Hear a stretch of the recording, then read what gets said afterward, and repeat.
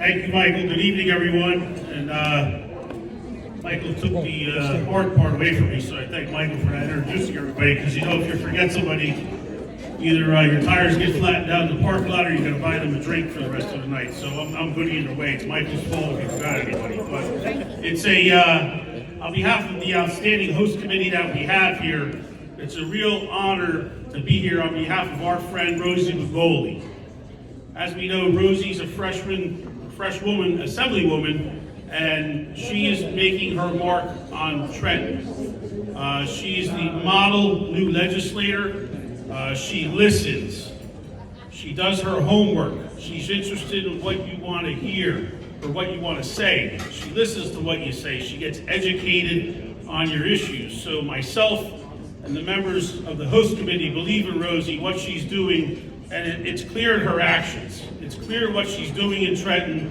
It's clear her voice on the assembly floor, and I'll tell you a story. I know it was I'm a Trenton policy nerd sometimes, believe it or not, and I'm watching the budget, the day they're voting on the budget bill, and we had a bill up as well, and one of the members from the other caucus made a crass remark, as he does about 5 times in every legislative session, and our friend Rosy Bagolie stood up for disabled people, on behalf of disabled people in our state, and went toe-to-toe with that member. And I can't say enough for her advocacy for everybody in this room, whether you're an educator, a friend in labor, and shout out to all of our people in organized labor. Give them a round of applause.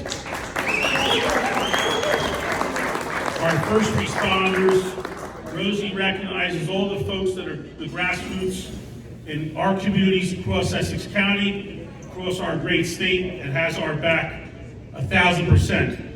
Sponsoring bills for pension parity for the state police, making sure we're afforded our pension rights, standing up for our first responders. You know, we've had an epidemic of first responders getting assaulted, spit on, kicked in the line of duty. Rosy was one of those legislators who stood up for us and upgraded the penalties for assaulting a first responder. So thanks for standing up for first responders, Rosy. She supports those near and dear to her heart, the educators, removing obstacles for teacher certification so that these really qualified men and women that want to be teachers can get to the classroom more easily.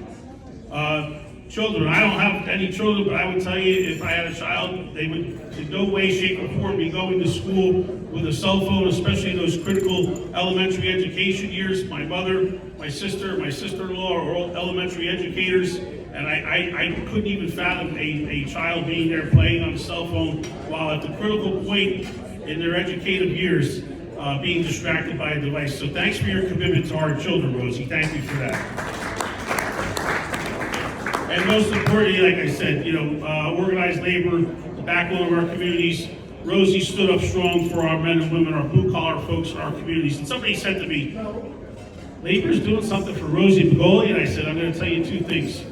Anybody that succeeds Tommy Giblin up in Essex County needs to know about organized labor, needs to fight for organized labor. And Rosy Bagolie has taken up that call, so thank you from the bottom of our hearts. But sponsoring legislation so that we can deduct our union dues as they were taken away by a then president and unfortunately a now president. Thank you for always standing up for the men and women of organized labor, Rosy. So thank you so much.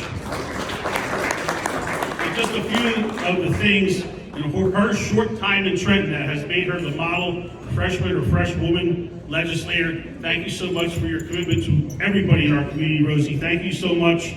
And it says something about Rosy's character that we have a pretty important person here to speak on her behalf and introduce her.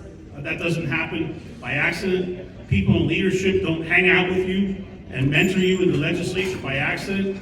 So it's my honor to call up our good friend, the former majority conference leader, but more importantly now, the Assembly Speaker pro temp from the 20th Legislative District, Assemblywoman Annette Chiano.